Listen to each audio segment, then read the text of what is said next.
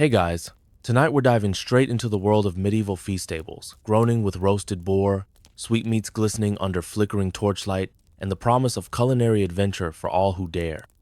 Picture yourself at one of these sumptuous gatherings, the air thick with the scent of spiced wine, your goblet sweating in your hand as you brace for whatever mysterious stew is ladled your way. Of course, you probably won't survive this. So, before you get comfortable, take a moment to like the video and subscribe, but only if you genuinely enjoy what I do here. And hey, I'd love to know where you're tuning in from and what time it is, so drop that in the comments below. Now, dim the lights, maybe turn on a fan for that soft background hum, and let's ease into tonight's journey together.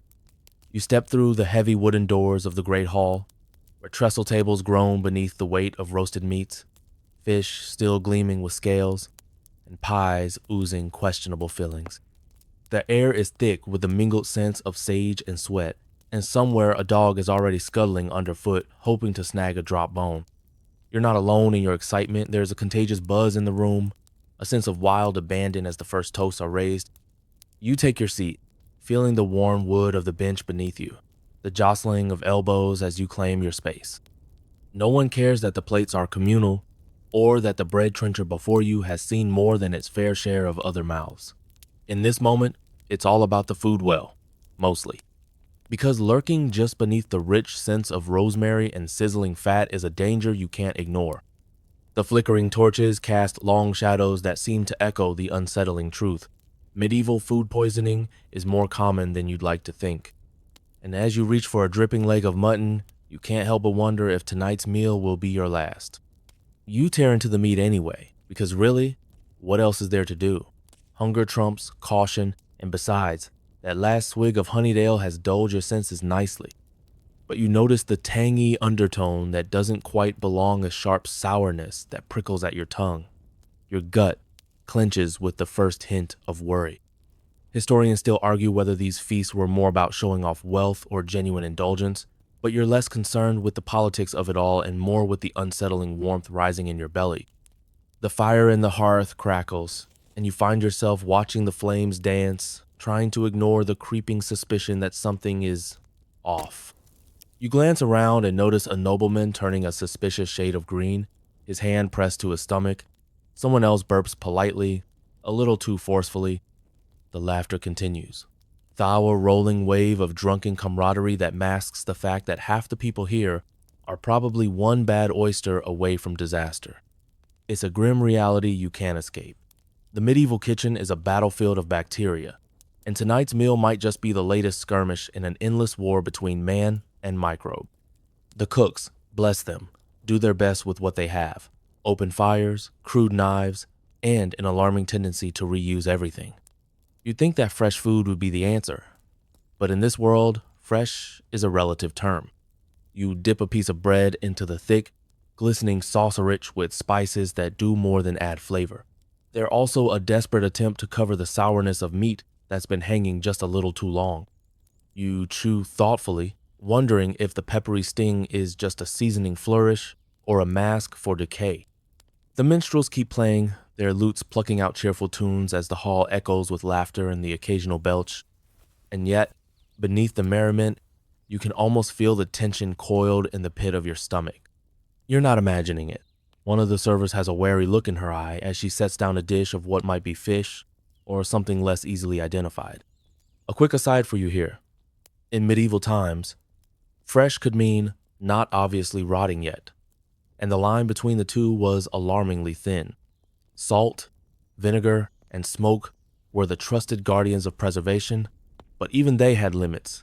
And you're the unwitting test subject, the brave soul who will find out if the kitchen's efforts were enough. You reach for a goblet of spiced wine, the sweetness of honey masking something more sinister, a hint of vinegar that makes you pause, but you're not one to back down. After all, this is the Middle Ages. You eat what's put before you, or you risk offending your host. So, you swallow and hope for the best. Your gut is already making its opinions known, a subtle twisting that might just be the mead or the first stirrings of something worse. You shift on your bench, feeling the sweat prickle your neck as the heat of the fire seems to close in. Still, You're committed to this feast. This is a night of indulgence, of ignoring the risk in favor of revelry. And really, isn't that the heart of medieval dining? A dance on the edge of danger, a reckless plunge into a world where every bite is a gamble. You're in it now, caught in the flickering glow of the hall, the scent of roasted boar thick in the air, the promise of another bite just within reach. You take it, of course, because tonight, you're feasting like a medieval noble, even if that means paying the price later. The music swells around you, laughter rings out, and for now, at least, you're part of the riotous revelry. You'll worry about the consequences tomorrow. The feast stretches on, the fire's warmth and the heady scent of roasted meats weaving a spell that's hard to resist. You lean back for a moment, the taste of that last bite lingering on your tongue, and you can't help but marvel at the sheer abundance before you. The plates are piled high, the trenchers loaded with thick slices of beef, pork, and lamb, each glistening with fat and promising a hearty meal. But in the medieval world, meat is a dangerous luxury, and you're about to find out why. Your host raises a goblet and a toast, and you join in, the spicy sweetness of the mead sending a pleasant shiver down your spine. The warmth is comforting until you remember that behind this cozy glow lies the cold truth of medieval meat preservation. Salting, smoking, and drying are all noble efforts, but even the best salt cellar can't always keep up with the summer heat. And the cellars, well, let's just say they're not exactly state of the art. You chew on a piece of pork that's a little too chewy, a little too gamey, and try to convince yourself it's just the flavor of the times. But there's a faint tang that sticks to the back of your throat, a whisper of something that doesn't belong. Maybe it's the slightly off scent of the meat, masked by the heavy doses of cloves and cinnamon sprinkled liberally across the platter. Historians still argue whether medieval cooks truly understood what made food spoil or if they simply trusted in the gods to keep the rot at bay. Whatever the truth, you're the one holding the dice tonight, and your stomach is the game board. The meat's texture is tough in places, silky and others uneven in a way that hints at days-old leftovers repurposed with a few new herbs. You take another bite anyway, because what's the alternative? Going hungry? You look around and notice that no one else seems to mind. Across the table, a woman gnaws on a chicken leg, her eyes half-lidded in pleasure. A young squire wipes his mouth on his sleeve, unconcerned about the risk he's taking with every swallow. In this world, the line between nourishment and peril is always thin, and the need to fill your belly outweighs the nagging fear in the back of your mind. A quick historical aside for you, medieval preservation relied on sheer resourcefulness. Smoking was popular, hanging meats over smoldering fires to infuse them with flavor and slow decay. Salting was another go-to, but it wasn't always enough, and when meat turned, it wasn't always obvious at first bite. The medieval palate was, let's call it, flexible. You tear off another hunk of bread and use it to mop up the juices pooling on your plate. The bread is dense, meant to soak up every drop, but you wonder how many times that same trencher has been used before. Hygiene, after all, is a luxury few afford here. You're sharing your meal with everyone who sat at this table before you, and that's a thought that makes your skin crawl just a little. The minstrels strike up a new tune, their notes a welcome distraction from the churn in your gut. You let the music carry you away for a moment, but the tang of the meat lingers in the back of your throat, a constant reminder of the risk you're taking. There's no refrigeration here, no convenient way to keep the summer's heat from turning your feast into a hazard. You lean back and let your gaze wander. In the flickering shadows of the hall, you catch sight of a serving boy slipping into the kitchens with a tray of half-eaten platters. You wonder if those scraps will be repurposed for tomorrow's stew, a practice that's as practical as it is perilous. Waste not, want not, but at what cost?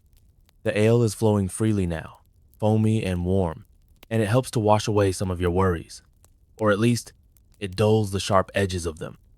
You take another sip, let the liquid fill your mouth, and chase away the lingering sourness of that last bite.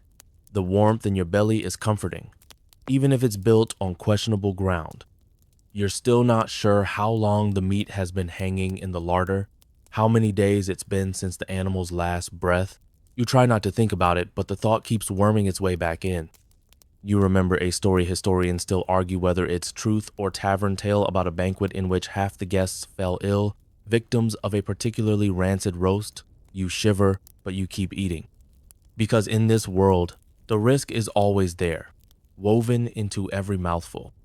You take another bite, the salty tang of preserved meat clinging to your tongue. The chewiness is more pronounced now, and you try to ignore the way your stomach is starting to grumble. You glance at your neighbors and see that same flicker of uncertainty in their eyes, but no one stops eating. That's just how it goes here. You finish your plate, setting it down with a sigh of satisfaction that's half forced. The feast is far from over, but already you're feeling the weight of every questionable bite. The music carries on, the laughter grows louder, and you wonder how many of these revelers will be feeling very differently come dawn. Still, you're here for the experience, for the spectacle, the revelry, the chance to taste history. So you raise your goblet again and drink deep, ignoring the faint sourness that clings to your tongue. Tomorrow's worries are for tomorrow. Tonight, you're feasting like a medieval noble. Stomach cramps be damned. The music spills over the feasting tables, lilting and bright, but you're not fooled. Beneath the warmth of the fire and the sweetness of mead lies another threat, one that's hidden in the humble wooden mugs themselves. Because tonight, the drink is as dangerous as the food, and you're about to find out why. You reach for your mug of ale, the frothy head glistening in the flickering light. It's a comforting sight amber gold and promising relief from the heavy meats that sit like stones in your belly. But medieval brewing is an art and an unpredictable science. You take a sip, it tastes familiar and sharp, but there's an odd aftertaste you can't quite place. It's sour, but not in the pleasant way of a modern craft brew, more like something that's been left out in the sun just a bit too long. A quick aside, in medieval times, ale wasn't just a drink, it was a daily staple, consumed by peasants and nobles alike. Water wasn't always safe, so ale was the go-to. Unfortunately, the brewing process was far from perfect. Fermentation was a gamble, and cleanliness was often a suggestion rather than a rule. You swirl the drink in your mug, watching the murky liquid slosh against the wood. Tiny flecks of sediment cling to the sides grains, perhaps, or something less appealing. You try not to think too hard about what else might be lurking in the brew. The medieval alehouse was a place of comfort and community, but it was also a breeding ground for bacteria, where the line between hearty drink and deadly concoction was a thin one. Historians still argue whether medieval brewers truly understood the risks, or if they just trusted the process to sort itself out. Whatever the truth, you're the one tipping the mug to your lips, hoping for the best with every swallow. You take another sip, the warmth of the ale filling your throat, but that sour note lingers. You can almost taste the wooden cask it was drawn from, a cask that's probably been used for years, maybe decades, without a proper cleaning. The wood itself has soaked up countless brews, a living record of every questionable pint that's been poured. Across the table, a young page is laughing as he downs another mug, foam dribbling down his chin. He doesn't seem to care that the ale might be more than just a drink, it's a risk, a dice roll with every swallow. You watch him for a moment, then take another sip yourself. Because what choice do you really have? The water here is worse. You lean back and try to ignore the odd taste, focusing instead on the swirl of voices around you. The minstrels have switched to a lively tune, the kind that makes your foot tap along without you even realizing. The warmth of the ale is a comfort, a brief distraction from the nagging churn in your gut. You let yourself sink into it, feeling the tension in your shoulders ease just a bit. A fun little tidbit. Medieval brewers sometimes flavored their ales with herbs and spices gruit. They called it a mask, the sourness of a brew gone wrong. Sometimes it worked, sometimes not so much. You wonder if the odd tang in your mug is just a hint of wild rosemary or something far less pleasant. You glance over at the barrel in the corner, a massive wooden beast that's seen better days. It's propped up on rickety legs, the spigot leaking just a bit. You can't help but think of all the hands that have touched it, all the mouths that have drunk from the same barrel.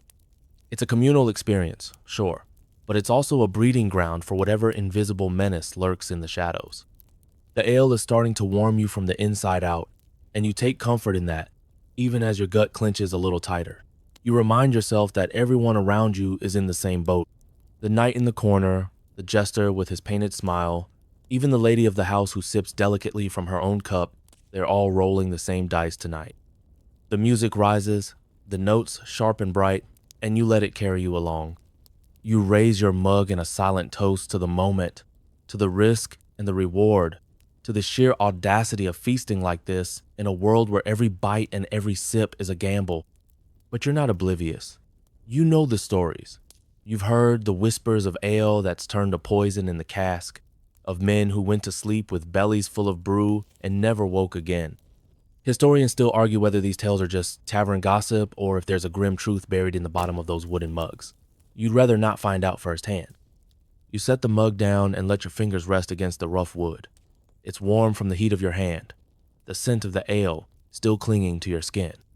You take a breath, steady and slow, and remind yourself that this is part of the medieval experience. The risk is part of the reward, the dark edge that makes the glow of the fire all the sweeter. The minstrels end their song, and the hall erupts in laughter and applause.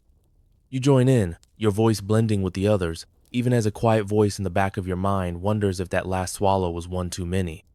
But you're here, in this moment, surrounded by the clatter of plates and the scent of roasted meat, and for tonight at least, that's enough. You push back from the table for a moment, letting the warmth of the ale and the flicker of the hearth lull you into a momentary sense of safety. But the feast isn't over yet, and your next bite might be even more treacherous. The bread is calling you now, the crusty loaves stacked high in baskets that have seen better days. You reach for a hunk, tearing it free with a satisfying crunch. It's dense and hearty, the kind of bread that could stand in for a plate in a pinch, and tonight, it just might have to. You take a bite, and at first, it's comforting, warm, and nutty, the perfect counterpoint to the richness of the meats and the sour tang of the ale. But then there's a bitterness you didn't expect, a faint mustiness that seems to cling to the back of your throat. You pause, your teeth sinking into the dense crumb, as you wonder just what else might be lurking in these humble loaves. A quick historical note. Medieval bakers did their best with what they had: barley, rye, even oats when wheat was scarce. But without modern storage, grain was a magnet for mold and fungus. Ergot, a particularly nasty fungus that thrived in damp conditions, could transform a humble loaf into a nightmarish meal. You chew carefully now, the bread's hearty weight turning to a paste in your mouth. The mustiness isn't just in your head. There's a tang there that doesn't belong, a sharpness that makes you swallow a little too quickly. You remind yourself that bread was life in the Middle Ages. It filled the belly when meat was scarce, soaked up the juices of every questionable stew. But it was also a silent killer, a risk that no one at the table could fully escape. Historians still argue whether the ergot in medieval bread was truly as widespread as some suggest. Some say entire villages danced in feverish hallucinations, victims of the mold's cruel magic. Others insist it was more of a sporadic terror, a silent reaper waiting in the shadows of the miller's storeroom. But you're not here to settle debates. You're here to eat. You tear off another piece of bread, dipping it into the rich gravy pooling on your plate. The spices mask the mustiness a little, but not completely. You chew thoughtfully, the tang of mold dancing with the warmth of clove and pepper, a medieval duet that's as unsettling as it is fascinating. You wonder if anyone else at the table notices, or if they're too lost in the music and the meat to care. Across from you, a man with a shaggy beard is laughing, crumbs caught in his whiskers as he tears into another loaf. He doesn't seem to mind the odd taste, or the way the bread crumbles just a bit too easily. Maybe he's just used to it, or maybe he's too hungry to care. You can't decide if that's bravery or desperation, but you raise your own chunk of bread in silent salute. You glance around the table, your eyes catching on the baskets of bread at each end. The loaves are rustic, crusty, but you know that looks can be deceiving. The grain has a story of its own: where it was stored, how it was ground, how long it sat in a dusty granary before the baker turned it into these dense, chewy blocks. You can taste that history in every bite. The music shifts to something softer now, a gentle tune that seems to wrap around you like a warm cloak. You let it soothe you, even as you're chewing more cautiously, aware of every mouthful. You're not just feeding your belly tonight, you're playing a game of chance, one crumb at a time. A fun aside, bread was so central to medieval life that it was often called the staff of life, a poetic title for something that could just as easily be the staff of death if the grain was tainted. You let that thought roll around in your mind as you reach for another piece, fingers brushing against the rough, flour-dusted crust. You can feel the heaviness of the bread in your stomach already, a comforting weight that masks the uneasy churn beneath. The musty tang lingers, a quiet reminder that not all loaves are created equal. But you're not ready to stop yet. The feast is still going, and the bread is part of the ritual, humble, unassuming companion to the rich meats and pungent cheeses still to come. You catch the eye of a serving girl as she replenishes the basket, her hands deft as she slips another loaf into place. There's a flicker of worry in her eyes, gone as quickly as it appeared. Maybe she knows something you don't. Or maybe she's just seen enough feasts to know that everyone's luck runs out eventually. You take a final bite of bread, letting the dense crumb fill your mouth, the chewiness anchoring you to the moment. The music, the fire, the laughter, it all blurs together, a tapestry of sensation that's equal parts comfort and caution. You swallow, the last bit of mustiness clinging to your tongue, and you wonder if tomorrow you'll remember the taste of this bread or the price you might pay for it. You push the bread basket away, your hands dusted with flour and crumbs. The flickering light of the hearth dances across the long wooden table, and for a moment, you let yourself believe that you're safe. But the feast rolls on, and the kitchen secrets are just beginning to reveal themselves. The serving girls dart in and out of the smoky doorway, balancing heavy platters and clay pots. You catch a glimpse of the kitchen beyond a cramped, chaotic world of blackened hearths and battered cauldrons, of dogs skulking for scraps and rats that watch with glinting eyes. The scents that drift from that shadowy room are as tantalizing as they are troubling. Roasted meat, sweet spices, and the unmistakable tang of something past its prime. You take a sip of ale, but it does little to wash away the sudden image of the kitchen's dark corners. Historians still argue whether medieval kitchens were truly the heart of the household or a dangerous afterthought. You're starting to think it's both an alchemy of survival and sickness, where every meal is a roll of the dice.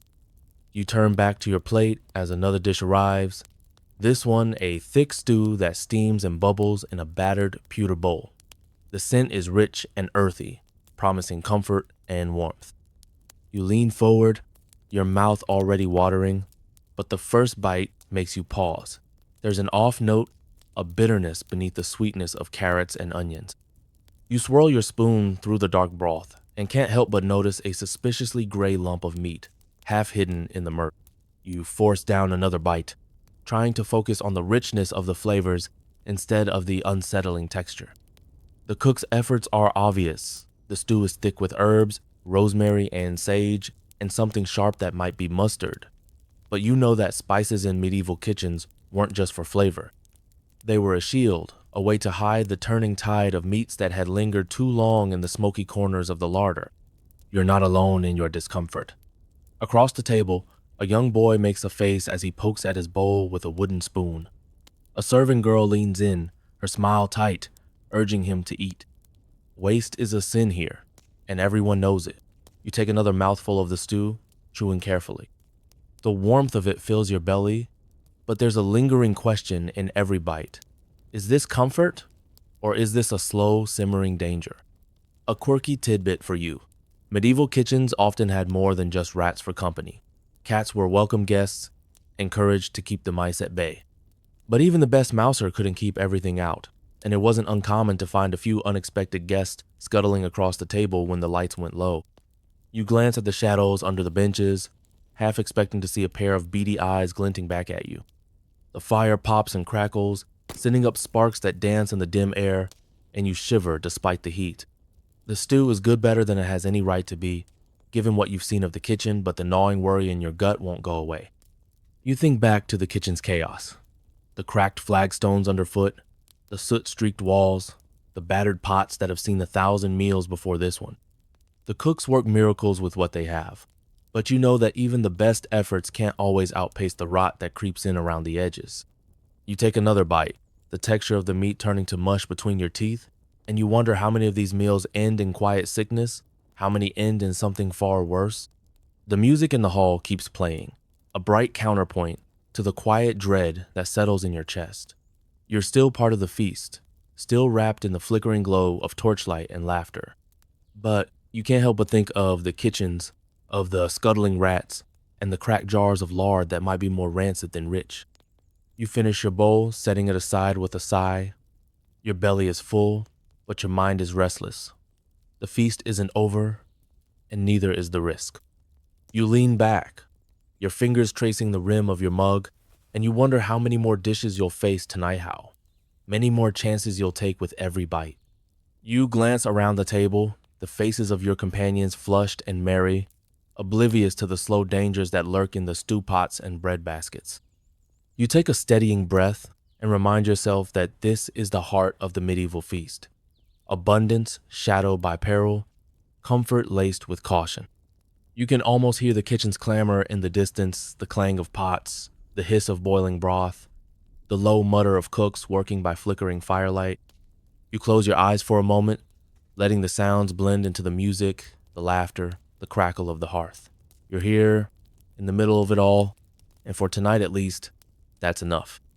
You open your eyes, the weight of the feast heavy in your belly, and you know you'll keep eating. Because in this world, every bite is both a blessing and a gamble, and you're not done rolling the dice just yet. The feast carries on, your senses dulled by the warmth of the fire and the steady rhythm of the minstrel's song. But as the next course arrives, you're reminded that in this medieval world, even the simplest pleasures can be perilous.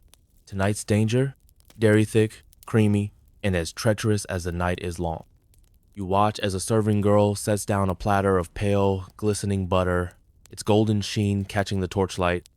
It's tempting, spread thick on a hunk of bread or melted into the rich broth that still clings to your bowl. You reach for it, feeling the cool softness against your fingers, but there's a flicker of unease in your gut. Butter in this age is no simple treat, it's a silent threat. A quick historical fact for you. Medieval dairies were far from sterile. Cows grazed in fields ripe with bacteria, milk was stored in wooden buckets that soaked up everything they touched, and the line between fresh and foul was all too easy to cross. Churning butter was a skill and a gamble. You spread a thick layer of butter on a piece of bread, the creamy richness a welcome change from the rough edges of yesterday's loaves. The taste is sweet and slightly tangy, and for a moment, you let yourself believe that everything is as it should be. But then you remember the dairy's dark corners, the barrels of milk left to sit a little too long, the cream that turned from luscious to lethal with the heat of a single summer's day. Historians still argue whether medieval dairies were truly as risky as they seem in hindsight, or if the danger is a modern exaggeration. But you can taste the truth for yourself in the faint sourness that clings to the butter's edges, a whisper of something that doesn't belong. You glance around the table, and you're not the only one who notices. A man with a ruddy face and a thick beard wipes his mouth, frowning as he reaches for a second helping. A woman in a worn velvet dress hesitates before dipping her knife into the dish again, her brow furrowed in silent worry. The butter is rich, but it's also a gamble, just like everything else on this table. You take another bite, the creamy butter melting into the bread and washing away the dryness of the crust. It's delicious, undeniably so, and you almost convince yourself that the risk is worth it. After all, what's a little sourness in the grand scheme of a medieval feast? But your gut doesn't care about poetry or indulgence. It cares about survival. A quirky tidbit for you. In some parts of medieval Europe, butter was considered a luxury so prized that it was sometimes used to pay taxes. Imagine that. Your life's comfort bought and sold in pats of creamy gold. It's a curious thought, as you chew slowly, each bite a balancing act between pleasure and peril. The serving girls move around the table, refilling mugs and sweeping up crumbs, their movements smooth and practiced. But you can see the strain in their faces, the way they glance at the dishes, as if they're just as wary as you are. They know what lurks in the dairy's shadow, the silent threat that turns milk from nourishment to nightmare. You reach for a slice of cheese, its rind cracked and golden in the low light. The sharpness is welcome after the heavy butter, but you're careful, sniffing it first for any hint of rancid rot. It's good tangy and bold, but the thought of the dairy lingers in the back of your mind. You take a slow bite, letting the creamy saltiness fill your mouth even as your gut clenches a little tighter. The music keeps playing, soft and insistent, a lullaby for a feast that never seems to end.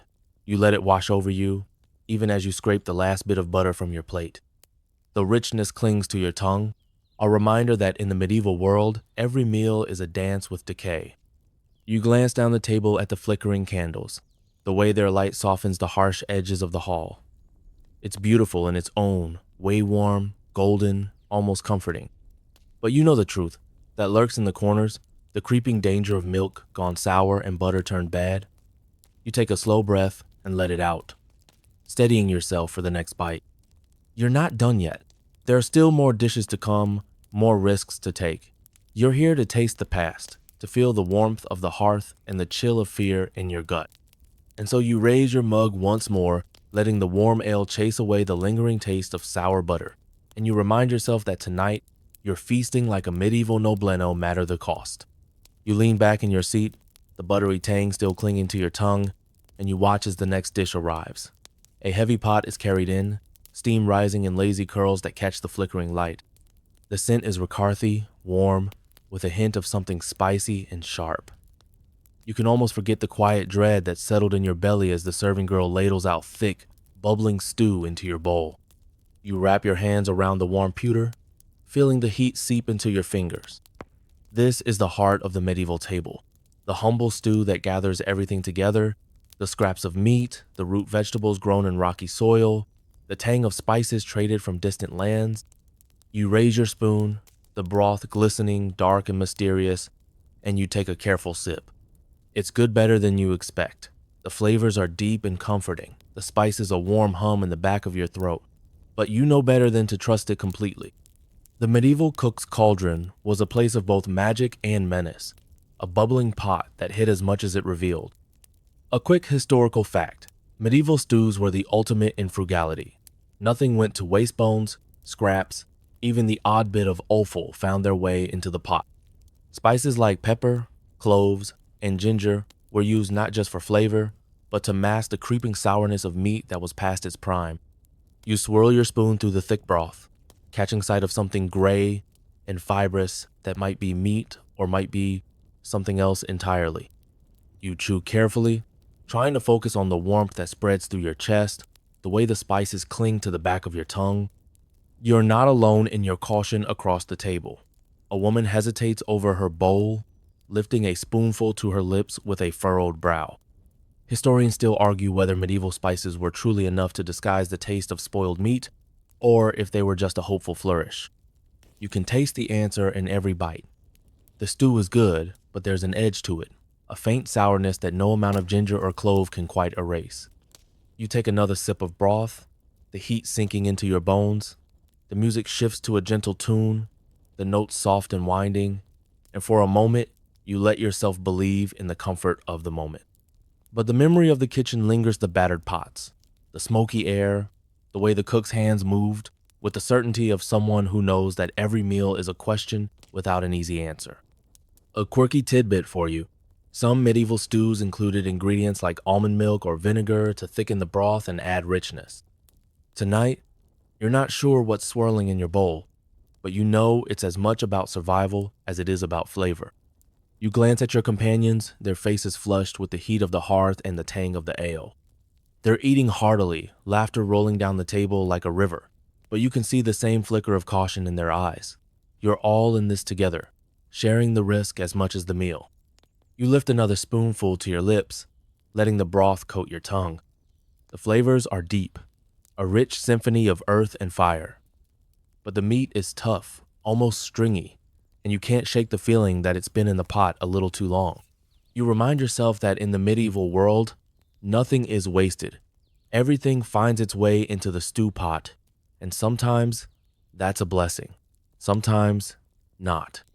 You catch a whiff of something sweet and sharp, a hint of saffron, or maybe a scrap of citrus peel that's traveled a long way to land in your bowl.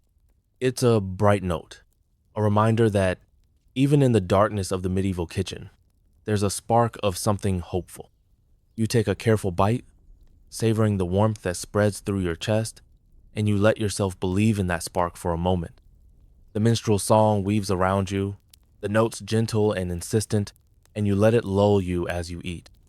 The stew is thick and filling, each bite a testament to the cook's skill and the stubbornness of the medieval stomach.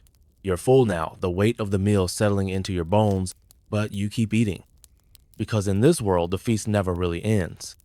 You set your spoon down for a moment, fingers tracing the rim of your bowl.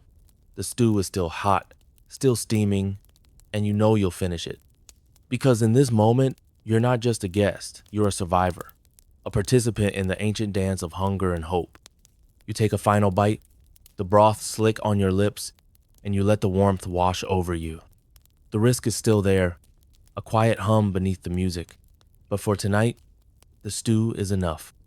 You lean back in your seat, the flickering light of the hearth soft on your face, and you know that the feast goes on.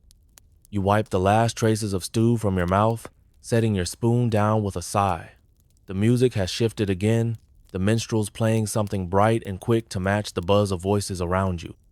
But as you lean back, a serving boy arrives with a tray of something far less comforting tiny clay pots of what the medieval world calls remedies. You watch as he sets one before you, the mixture inside glinting in the firelight. It's a thick, dark brew that smells faintly of bitter herbs and something almost metallic. You're not sure if it's meant to cure what ails you or hasten the inevitable. But here, even the remedies are a gamble. A quick historical aside, medieval medicine was a strange, shifting blend of superstition and early science. Herbal poultices, bitter infusions, and elaborate concoctions of vinegar and honey all vied for the title of cure. Whether they actually worked? Well, that's another story altogether. You raise the little pot to your lips, the brew thick and sharp on your tongue. It's bitter, the kind of bitterness that coats your teeth and clings to the back of your throat. You force yourself to swallow, the warmth of it trickling down your chest, and you try to believe that it's helping. Historians still argue whether these remedies were truly helpful or just medieval placebo, a desperate dance of hope and tradition. But as the burn of the brew settles in your belly, you know that tonight, belief is half the battle. You glance around the table and see others grimacing over their own potions. A knight with ruddy cheeks wipes his mouth on the back of his hand, eyes watering from the sharp bite of some medicinal brew. A woman in a faded silk gown swallows a spoonful of something green and viscous, her face twisting in distaste. You can't help but smirk. This is the medieval equivalent of a modern-day detox, only with a lot less Instagram and a lot more rats. A quirky tidbit for you. Some medieval remedies were as poetic as they were puzzling. A poultice made from ground-up rose petals and honey, for instance, was said to cure stomach pain. Whether it actually worked or was just a flowery placebo, you'll let the historians keep arguing about that. You lean back, letting the bitter aftertaste fade, and you can almost feel the quiet desperation behind these remedies. The medieval world didn't have the luxury of germ theory. Illness was a punishment, a test of faith, or a sign from the heavens. And so, every bitter brew and pungent poultice was a prayer in a cup, a small shield against the shadows that lurked in every mouthful of bread or meat. You take another careful sip, the heat of it sending a flush to your cheeks. Around you, the table has grown quieter, the music a low hum as the reality of the feast sinks in. You're all here together, bound by hunger, hope, and the uneasy knowledge that every bite and every sip might be your last. You watch as a server brings out a new tray, this one filled with honeyed wine and sweetmeats. A quick cure, maybe, for the bitter medicine you've just forced down. The sweets are tempting, the honey glistening in the candlelight, and you reach for one. The soft sugar clings to your fingers, a balm against the sharp bite of the herbal brew. You bite down, the sweetness filling your mouth, and for a moment you let yourself believe it's enough to counter whatever might be brewing in your gut. The minstrels play on, their tune a gentle thread that stitches the night together. You let it wash over you as you sip the last of your bitter medicine, the warmth of it curling in your belly like a cautious promise. You're not cured.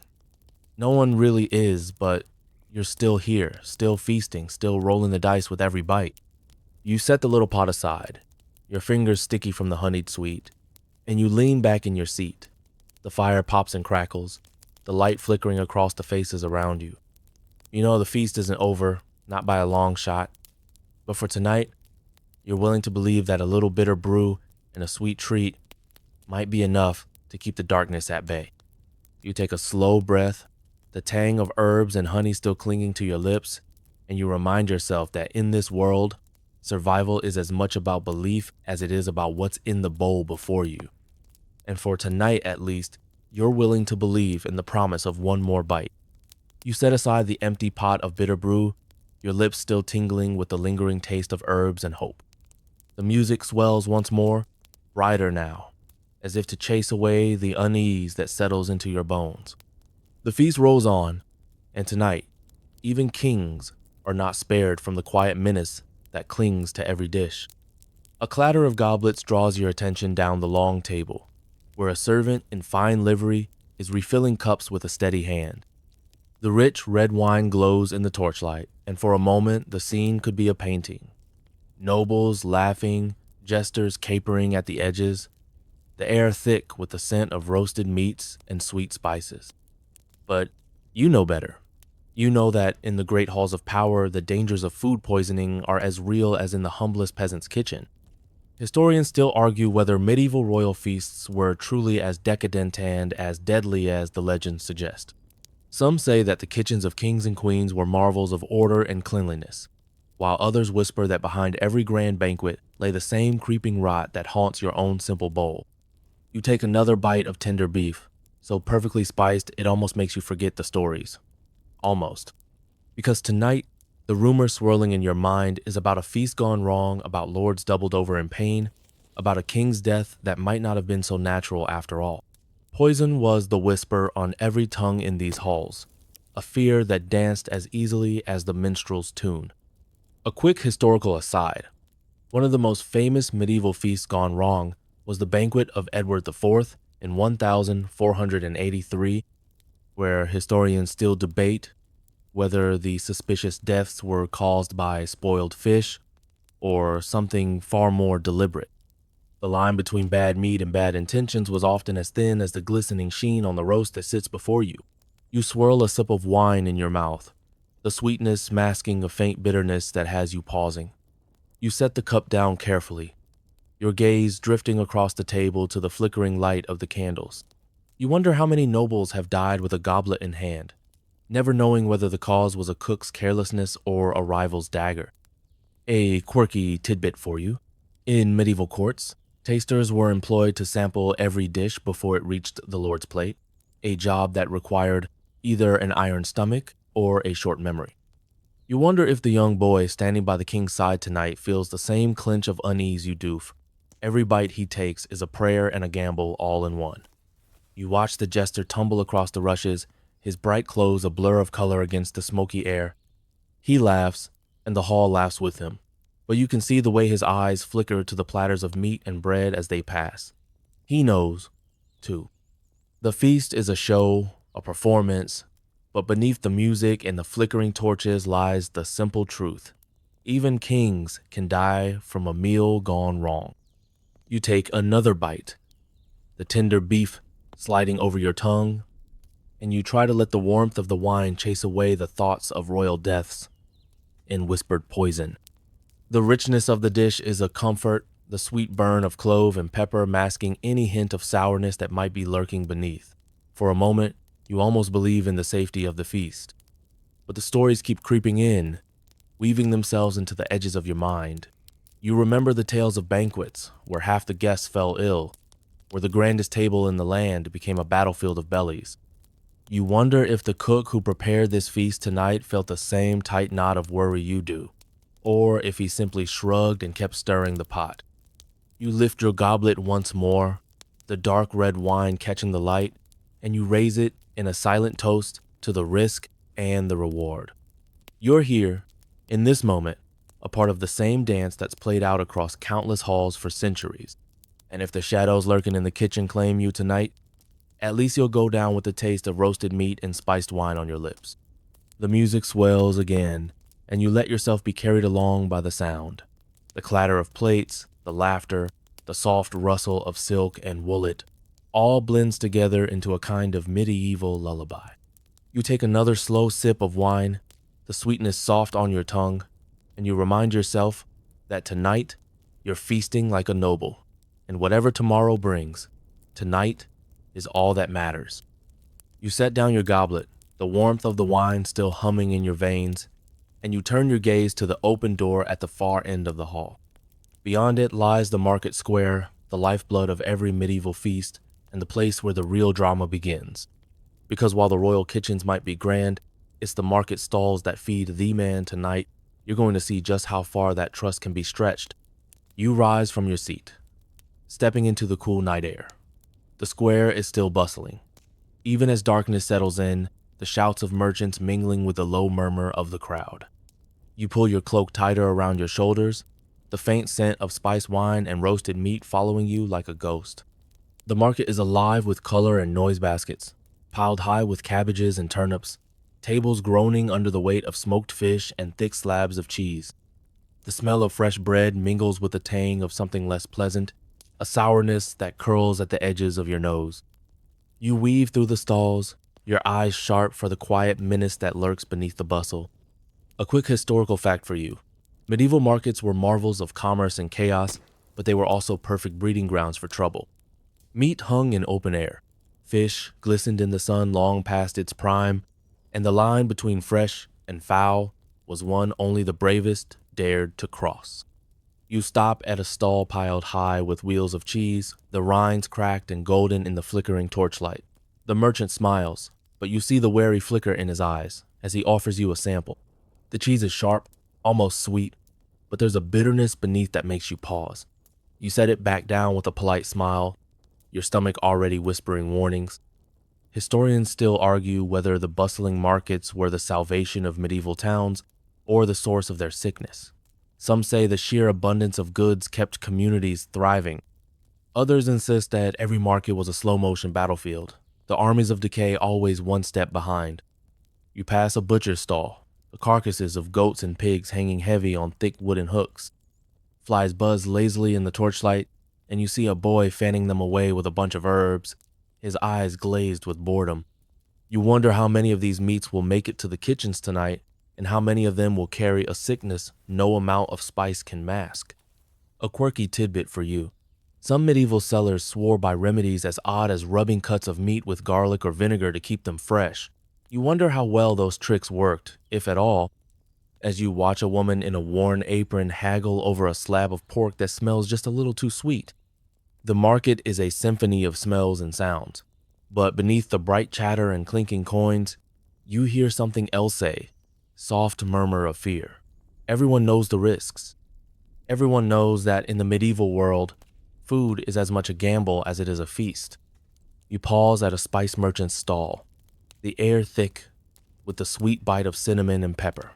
You let your fingers drift over the small cloth bundles, the fragrant promise of protection and flavor. You know the spices are as much a shield as a luxuriant ancient insurance policy against the creeping sourness of meat and the tang of old milk. You buy a small packet of black pepper, the grains sharp and fragrant in your hand. It's a tiny comfort, a fragile promise that maybe, just maybe, your next meal will be safe. You tuck it away, the scent of it lingering in your cloak, and you step back into the square. The minstrel's music fades into the distance as you wander back toward the feast, the flickering lights of the hall beckoning you home. You know the risks are still there, lurking in the shadows of every plate and cup. But you also know that in this world, survival is about more than fear. It's about the small acts of defiance, the tiny comforts that remind you of the sweetness that can still be found. You pass through the doorway, the warmth of the fire washing over you once more, and you settle back into your seat. The feast is waiting, the next course already on its way.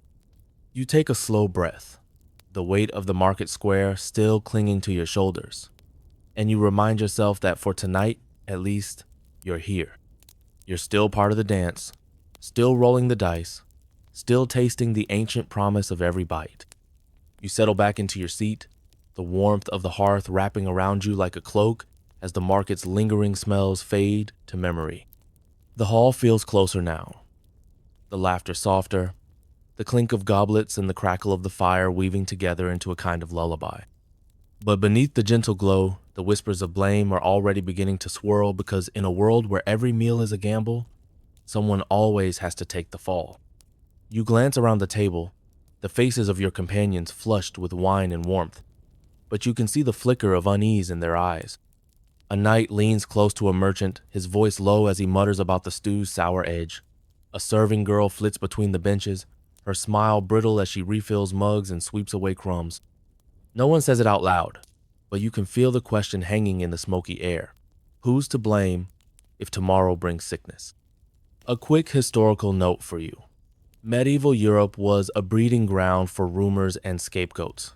When bellies turned sour and fevers rose, it wasn't just bad luck, it was a sign, a punishment, a curse. Blame fell like a shadow across the tables, and everyone from the lowliest cook to the highest lord could find themselves at its mercy. You take a bite of roasted meat, the flavors rich and familiar, but the stories you've heard tonight cling to the edges of your mind. A merchant's wife who swore she saw a rival slip something into the pot. A cook accused of using tainted herbs, driven to the edge by the endless demands of hungry nobles. Historians still argue whether these tales are truth or tavern gossip, but you know that in the medieval world, suspicion is as thick as the stew you're still sipping. You lean back, the music washing over you in gentle waves, and you wonder how many of these rumors are born of fear of the invisible enemies that slip into every pot and platter, fear of the sickness that follows in the dark. You hear a serving boy muttering to another, his voice barely more than a breath. It was the fish. It always starts with the fish. You're not sure if he believes it or if he's just repeating what he's been told, but the words slip into your mind and nest there like a seed. A quirky tidbit for you. Medieval cooks were as much performers as they were chefs, their reputations built on each feast's success. A single bout of sickness could end a career, or worse.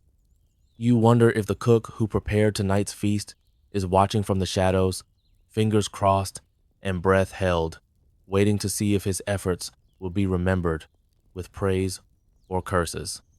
You sip your wine, the sweetness a comfort, and you watch as the whispers spread. Blame is a quiet plague, slipping through the cracks of the hall, clinging to the corners of every mouthful.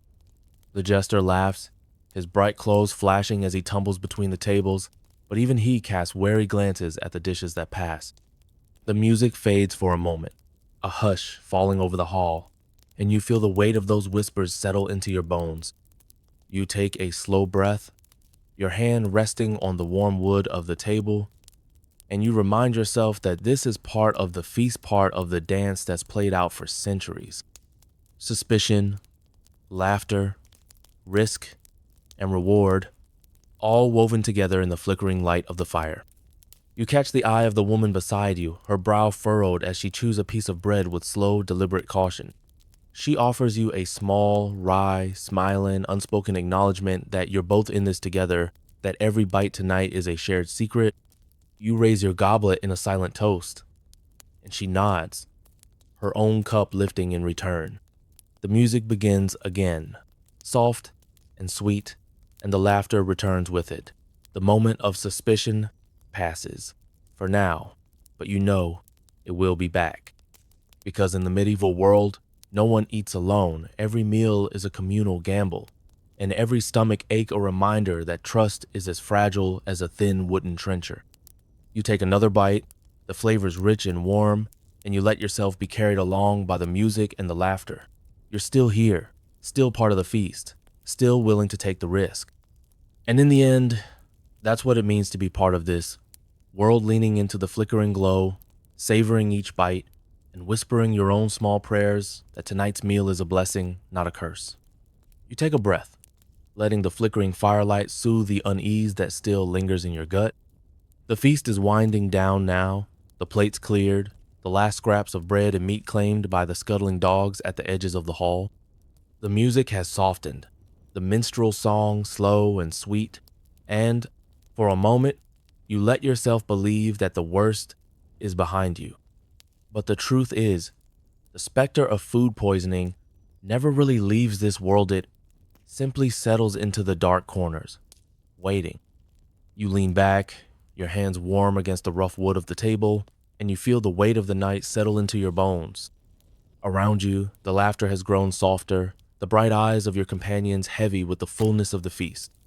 But beneath the surface, you can almost hear the quiet pulse of fear, the knowledge that tomorrow's dawn might bring more than a headache from too much ale. Historians still argue whether medieval communities truly understood the risks they faced at every meal, or if they simply accepted it as the cost of living in a world without clean water and cold storage. You're not sure, but you know that tonight's feast has left its mark on you, a quiet echo in the pit of your stomach that's equal parts pleasure and dread. You sip the last of your wine, the sweetness of it a balm against the memory of sour meat and moldy bread. The cup is empty now, but you cradle it in your hands anyway, the warmth of the firelight glinting in the dark red dregs at the bottom. You think of all the tiny choices that brought you here, every market stall, every cook's careful hand, every prayer whispered over the pot. Survival in this world is a tapestry of chance, and tonight you're woven into it, one thread among many. A quirky tidbit for you. Some medieval cooks believed that adding a splash of vinegar to a stew could cleanse it of any lurking sickness. Whether it worked or not, you like to think of it as a small act of defiancia, last line of defense against the quiet menace that waits in every mouthful. You glance around the hall one last time, the faces of your companions soft in the torchlight. Some are already dozing, their heads bowed over empty plates, while others murmur softly, their voices a gentle drone that blends with the music. You wonder how many of them will wake tomorrow with little more than a memory of laughter and warmth hand. How many will remember tonight as the beginning of something darker? You close your eyes for a moment, the scent of roasted meat and sweet wine still clinging to the air. The feast is over, but the echoes of it linger in your mind. The crackle of the fire, the tang of sour butter, the soft, uneasy hush that falls when the music fades. You take a slow breath, feeling the weight of the night press down on you like a warm blanket.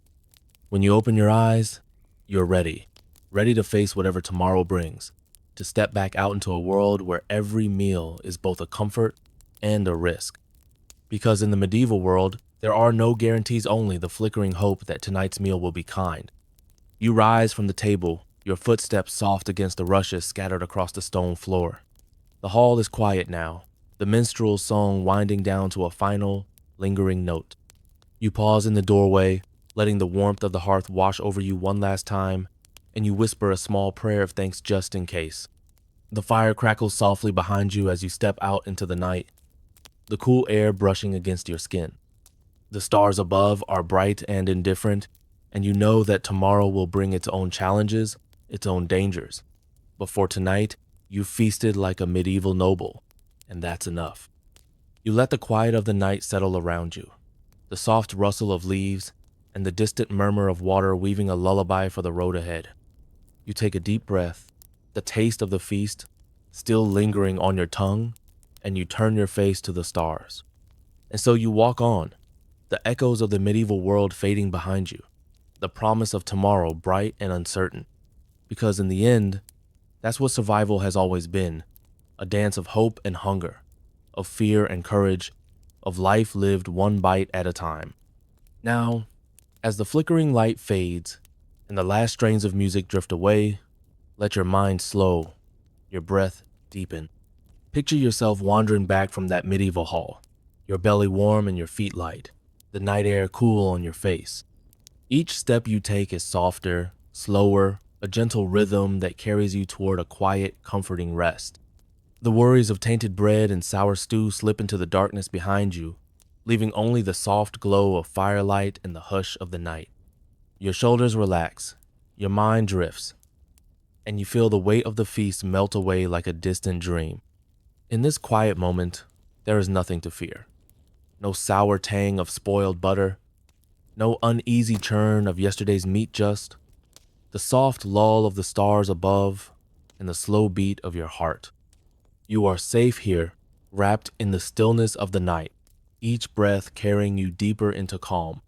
So close your eyes and let the gentle hum of the world settle into your bones. Let the memories of flickering torches and ancient feasts fade to whispers, leaving only the soft, steady comfort of rest. You've survived the feast. Now let the night cradle you and drift into sleep. End of script. Sweet dreams.